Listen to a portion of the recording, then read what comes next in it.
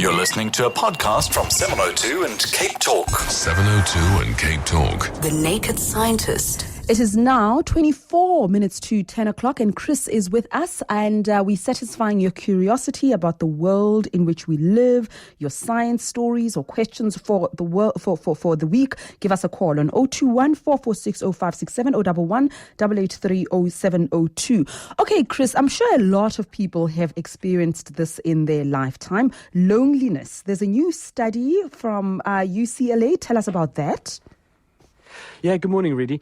Well, we've known for a really long time that people who are lonely, people who have the weakest social network, people who don't mix with other people so easily, people who aren't part of community activities like going to church or singing in a choir or taking part in team sports, those people have higher rates of morbidity, illness, and also mortality.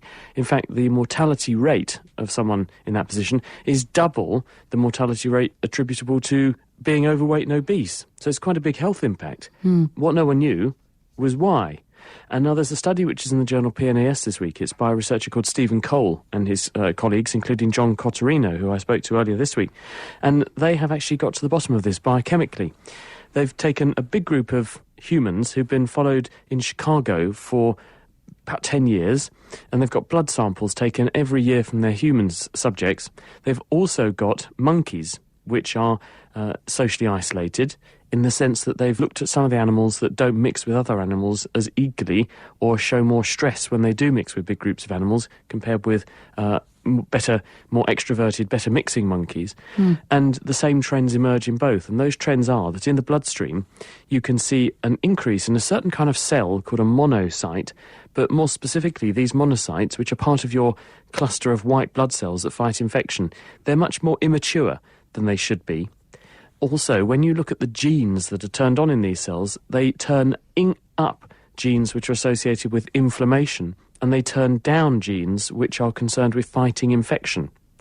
And this goes some of the way towards explaining why loneliness and social withdrawal seems to be linked to increased illness, because you shift your profile of your immune system towards one which is pro-inflammation, reduced ability to fight off infection. And what's interesting about the human study is that because they could look at the people who had loneliness, and then they could look at blood samples going forwards and backwards, they could see that people who became lonely then developed these changes in their blood. Also, people who had some of these changes in their blood were more likely to become lonely too. So one thing can beget the other. So the bottom line is that actually being part of a social group and intervening so people don't feel lonely is likely to have a huge positive health impact on people, both in terms of their not getting a disease in the first place and fighting off disease. So it's very important to make sure that we think about community spirit. Yes, of course, social isolation has some negative consequences. That's very fascinating indeed. I have a question here from Bradley. Bradley wants to know, Chris, why does the wind die down in the morning when it's been blowing all night? How does it know it's morning? Well, first of all, you have to ask, well, what is the wind? And I assume we mean the thing that is rushing around through the trees and not what's happening in the bedroom. Great. I had to do that. But the answer is, I know Thomas is familiar with this, so I just thought I'd sort of bring him on side. After all, what he eats, come on. The wind that we see rushing through the trees and that kind of thing actually occurs because of pressure differences. In order for something to move from one place to another, there has to be a difference in pressure. And you have areas of higher pressure and areas of lower pressure around the planet's surface. And this is largely because of the temperature of the air. If you have an area of the planet's surface which is being warmed up by input from the sun, then it's going to increase the thermal energy in the air in that part of the planet. There's going to be other places where there's a minimum or a drop in the pressure, and so the air at higher pressure will move from that area to the area of lower pressure, and you will get wind blowing. And so therefore, to a certain extent, it's all going to be dictated by where there's high and low pressures. But this changes during the day. And if you have been to the seaside, you may be familiar with the idea of a sea breeze. And people say, oh, look, on the ocean, suddenly towards the end of the day, this beautiful breeze comes up. Why does this happen? Why do you get this breeze off the sea? Well, the answer is that as the day goes on, the sun heats the ground up, the ground transfers the heat to the air starts to rise because it's got warmer expands and becomes less dense, so it rises, and cooler air coming in off the ocean, which is a more stable temperature all day, moves in towards the shore to replace the air which is going up over the land, and that's your basis of your sea breeze. So it's the reason that you're going to get breezes at different times of the day and night is all going to be down to temperature and pressure differences. All right, and Martin in Woodstock, good morning. Good morning, Rudy. Good morning. I read that men tend to build up iron in their bloodstream, and that actually has bad health effects. And as a result, it's a good thing to become a blood donor, because donating blood, you lose the iron in your blood. Is this true? Oh, good morning. Well, there is an association between being a blood donor and having a lower mortality rate. And one has to be careful how you interpret that, because this is an association, not causation. And it could be that people who give blood are, by definition, healthier, because unhealthy people are going to struggle to, A, be allowed to give blood, and B, be well enough to give blood. So therefore, you could be looking at an artificial group of people. On the other hand, it's also known that women have a lower rate of heart disease compared with men at any age up until the menopause. And at the menopause, menstruation stops. In other words, blood loss from the body ceases. And when a woman menstruates and loses blood, she's also losing iron. And so women are relatively iron depleted in their day-to-day life before the menopause. Men are relatively iron replete. And one suggestion is that the fact that men have more iron on board is that because iron can act as a catalyst in certain chemical reactions, there's one chemical reaction called the Fenton reaction, which is linked to the production of a particular chemical called peroxynitrile, which is a very powerful oxidizing agent. People have suggested that this might drive damage to blood vessels and might drive damage to nerve cells in your brain, and thus account for part of the aging process and the furring up of blood vessels, and might therefore account for why being a little bit lower in iron is health beneficial up until a certain point. I don't think the evidence is entirely clear that either is the case yet. And Chris, I saw this on the Naked Scientist's Twitter account. I mean, sugar and this Banting diet, very topical at the moment, because the man behind all of this, Professor Tim Noakes, is appearing at the Health Professions Council for advising a mother on Twitter to wean her baby off on a high-fat diet. And of course, the medical fraternity up in arms, some dietitians up in arms saying he cannot do that. He doesn't know the child. He cannot recommend a high-fat diet, and it's endangering the life of the child. But obviously the debate around sugar, I saw this on your Twitter account, somebody asking, is a sugar calorie different from any other calorie, and what actually happens when we do eat sugar? Well, the answer is that sugar is a carbohydrate, and that sugars come in various forms. They come in what's called intrinsic forms and extrinsic forms.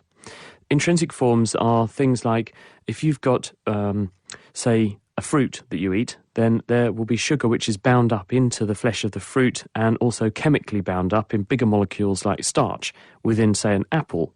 But there will also be sugars which, if I go and buy a sugar-sweetened drink, then dissolved in the drink will be enormous amounts of refined sugar.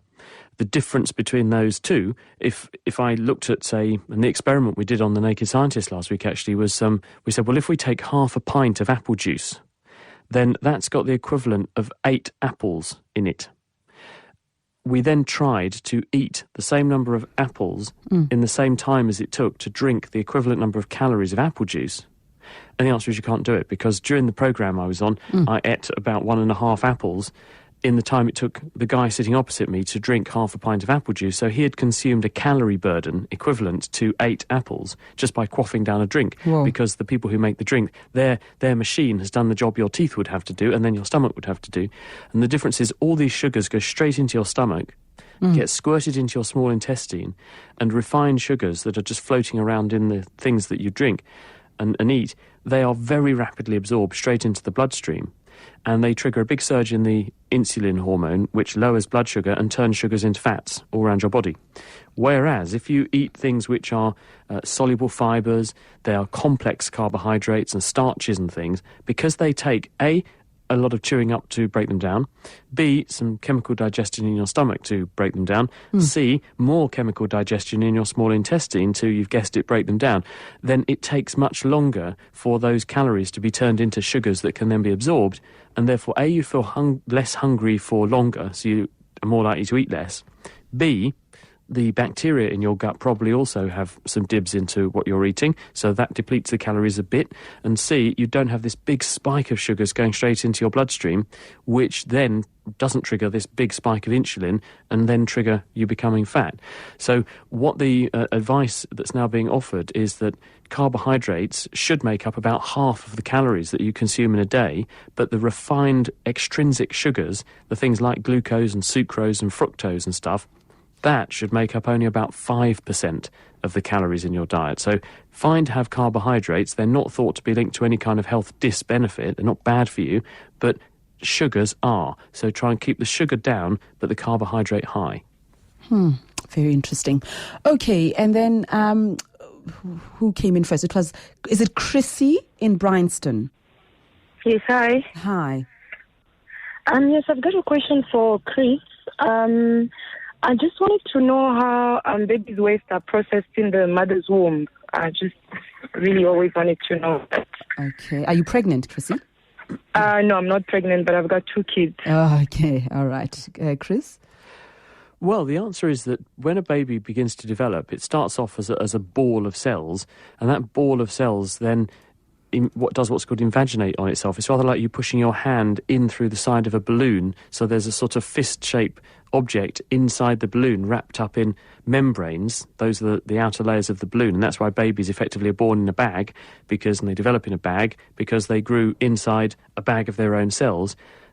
Where your wrist is, if you were to follow my analogy of pushing your hand in through the side of a balloon, where your wrist is, the wrist is the umbilical cord, which is the tissue which is going out towards a structure on the wall of the uterus, the womb, called the placenta, and that's also made by the baby, and this grows early in development very aggressively into the wall of the uterus, the womb, and what it does is it brings the circulation of the mother very, very close to the circulation of the baby, so there's blood of the mother all around and meshwork of tiny blood vessels from the baby, and this is an exchange surface. So all of the baby's metabolites and waste goes out down the umbilical cord, gets exchanged or dumped into the circulation of the mother, and at the same time, goodies, nutrients, oxygen get picked up by the baby's placental blood flow, brought back into the baby, and that's used to deliver calories so the baby can grow. It's used to deliver oxygen so the baby's cells can continue to do what's called respire and grow. And also, as we've mentioned, it takes away the waste.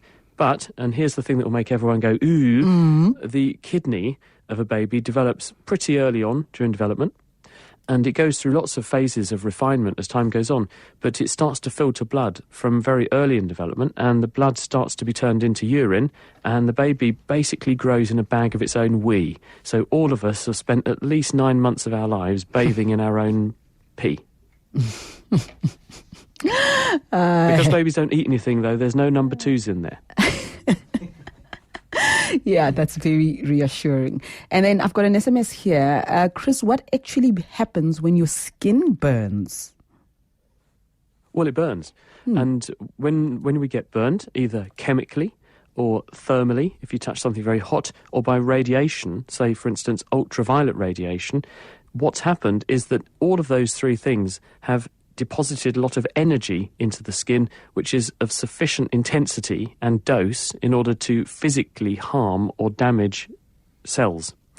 And when those cells break down or are harmed, they release inflammatory chemicals, inflammagens, and these inflammatory chemicals then act like a beacon or a warning signal to the immune system saying, hey, damage is happening here.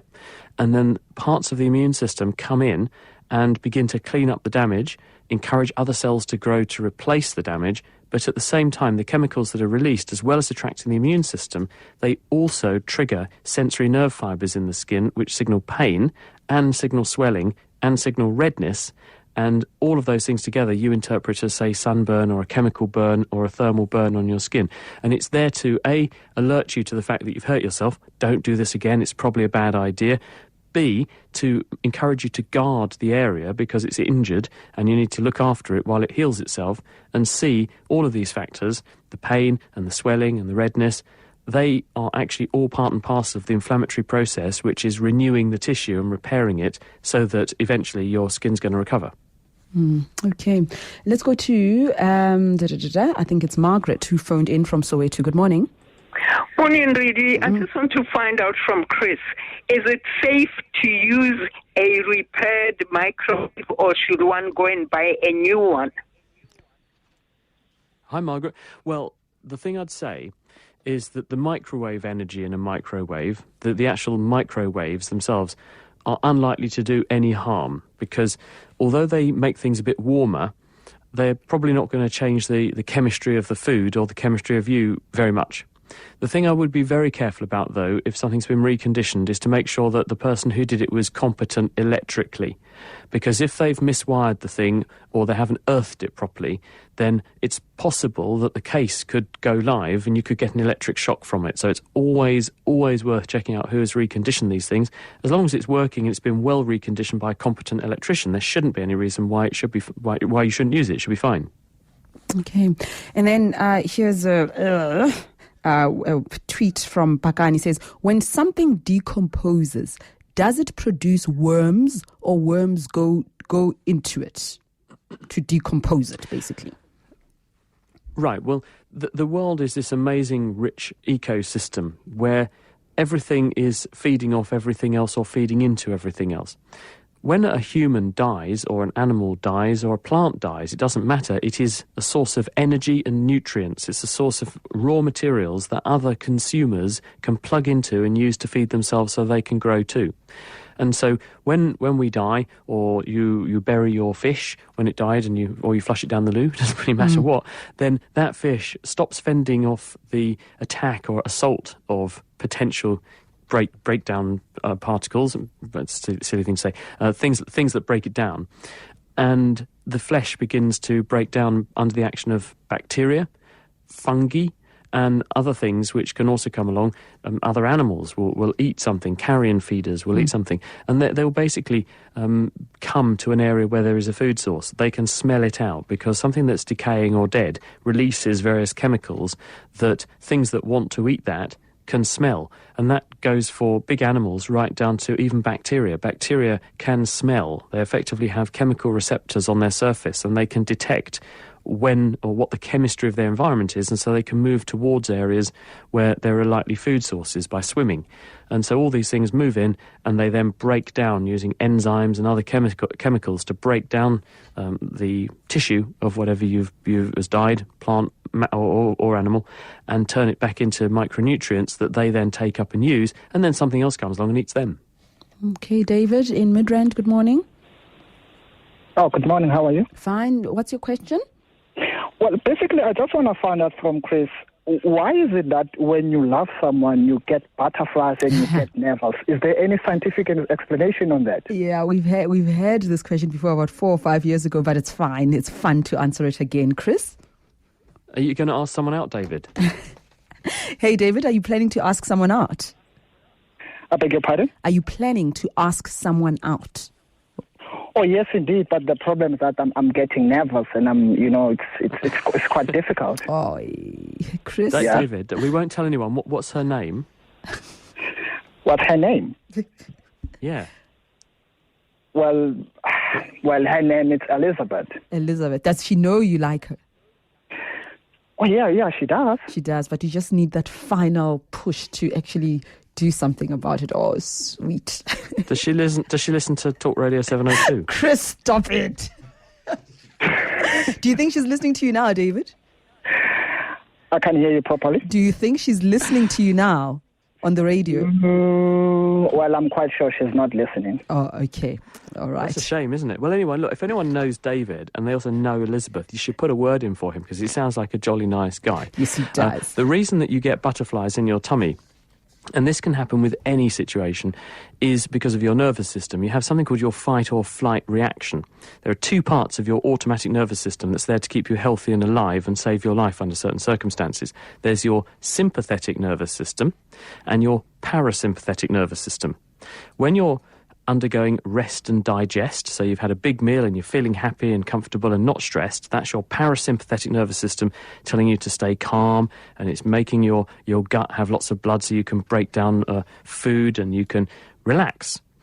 On the other hand, when you get nervous or stressed about something, whether that's an animal coming after you, your boss coming after you, your wife coming after you, your exams are coming, your driving test is coming, or there's that special person you want to ask out, all of these things are stressful. And they strongly activate your sympathetic nervous system, which is your fight or flight reaction. And when this kicks in, it does a number of things. One of them is it activates the adrenal glands, which are on top of your kidneys on each side. They release a lot of the chemicals noradrenaline and adrenaline into your bloodstream. They also act on the heart and your lungs and your eyes and the salivary glands in your mouth. They turn off your intestines. And all of those things together, the surge of these hormones and so on, contribute to that feeling nervous, sweaty palms, feeling a bit shaky, can't get your words out right. Pupils get very big because you're trying to see far and get lots of light into your eyes, so you can't read things up close properly so easily. One of the things that happens is that the supply of blood to your intestines gets strongly shut off, and your intestines, the muscles of your intestines get shut off so that you don't consume any calories or blood digesting food. You can divert all of those resources into your muscles so you can run away or fight someone. And the sensation you experience when that shutting off of your abdominal viscera happens, that is the sinking feeling in your tummy or the fluttering in your tummy. It's the muscles being deactivated and your stomach literally relaxing and dangling down inside your abdomen so that you're getting ready to run away. But in this case, David, don't run away. Ask her out, and I'm sure she'll say yes. Okay, David, just don't give her details about what's happening to your stomach and your pupils and all of that. Don't say that. No, don't do that. Don't do that. Don't do that. Good luck to you, David. And basically what you're feeling is normal. Chris, thank you so very much. We speak again next week. That's right. Bye. Cheers, Rudy. Take we'll care. podcast Bye-bye. that with Chris Smith, of course.